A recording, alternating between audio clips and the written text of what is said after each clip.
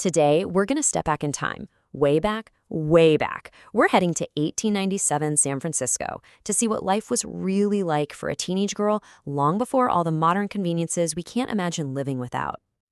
Just try to picture it for a second, a world with no washing machines, no common electricity you could just flick a switch for, a world where your family's entire income might depend on the tides of the San Francisco Bay.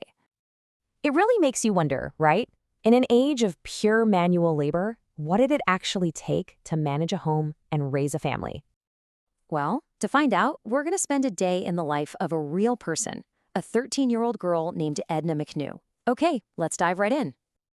So our story kicks off in San Francisco's Castro district at 4131 19th Street. This was the home of the big, bustling, and very busy McKnew family. And when I say big, I mean it. Even though Edna had 5 older siblings who were already married and out of the house, there were still 8 people living under this one roof. You had her parents and 6 kids, including Edna. That is a lot of mouths to feed and just a mountain of work to be done. The whole family's daily rhythm, their entire schedule, was pretty much dictated by their father's really demanding job, a job that started well before the sun was even up. You see, Edna's dad, Elijah, was an oysterman, and this was no simple gig. It was a grueling trade. At 61 years old, he was still heading out into the cold bay, his work tied completely to the tides.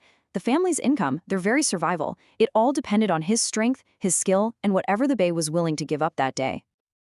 And all of this meant Edna's days started with chores. Long before she even thought about leaving for school, she and her sisters were up, stoking the wood-burning stove for heat, whipping up a huge breakfast for 8 people, and getting her father's sea-worn clothes ready for another tough day on the water.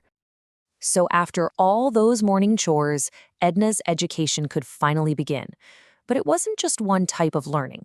You could say she had a dual curriculum, one that blended academics with some very, very practical skills. She was basically being prepared for 2 different but equally vital worlds. At school, she was studying the classics, reading, writing, arithmetic.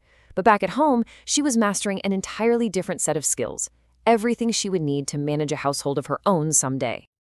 And that domestic training, especially her skill with a needle and thread, wasn't just for mending the family's clothes. It was actually laying the foundation for her entire future, for her own profession and her independence. So after a full day at school, you'd think she'd get a break, right? Not a chance. For Edna, the afternoon was when the really heavy chores began. Let's just take a moment to really appreciate what doing the laundry meant back then. It was a multi-stage, physically brutal process. We're talking about scrubbing every item by hand on a washboard, boiling clothes in huge pots of water, and then wringing out all that heavy, wet laundry by hand. It was an all-day affair for the whole household. And the source material really sums it up perfectly. This wasn't just a chore, it was, quote, exhausting work that built strong arms and considerable endurance. That really tells you everything you need to know about the physical reality of keeping a family of 8 in clean clothes. And laundry was just one piece of the puzzle. The afternoons were just a relentless cycle of beating carpets, sweeping and mopping, mending clothes, preparing 2 more meals, dinner and supper, and, on top of all that, looking after her 3 younger siblings. At just 13, Edna was already a seasoned caregiver and a household manager. But life wasn't just about hard labor. As tough as things were, the McKnew family was built on a really strong foundation of connection, support, and joy, especially in the evenings and on the weekends. To really understand Edna's world, you have to understand her family. She was part of this huge, incredibly close-knit network. With 5 married siblings, 4 of them living right there in San Francisco, she was always surrounded by a community of aunts, uncles, and cousins. This was her social life, and this was her support system. And you can just imagine the scene. Sundays weren't just a day of rest, they were a celebration. The house would be crammed with 20 or more family members, just full of laughter and stories, and of course, a massive meal that Edna helped prepare. This was their entertainment. So now let's kind of pull the lens back a bit. Edna's childhood wasn't just shaping her day-to-day life. It was preparing her for a future that was about to change dramatically. I mean, she was living in this moment of huge transition. The old ways of the Victorian era were giving way to the dawn of the 20th century, with all the incredible technological and social shifts that would come with it. And her own transition was just as quick.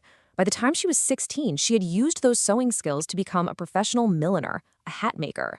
And by 22, she wasn't just a newlywed, she was also a survivor of the catastrophic 1906 San Francisco earthquake. When you look back, it all makes sense. Her demanding youth wasn't just a hardship. The incredible work ethic, the practical skills she learned, and that powerful family network, all of it, forged in her teenage years, gave her the resilience to navigate a world that was about to be turned completely upside down. And all of this leaves us with a final thought. Edna's story is a fascinating window into the past, for sure, but it also prompts us to think about our own lives. How do the seemingly mundane chores, the responsibilities, and the family connections of our youth really shape the resilience and the character of the adults we ultimately become?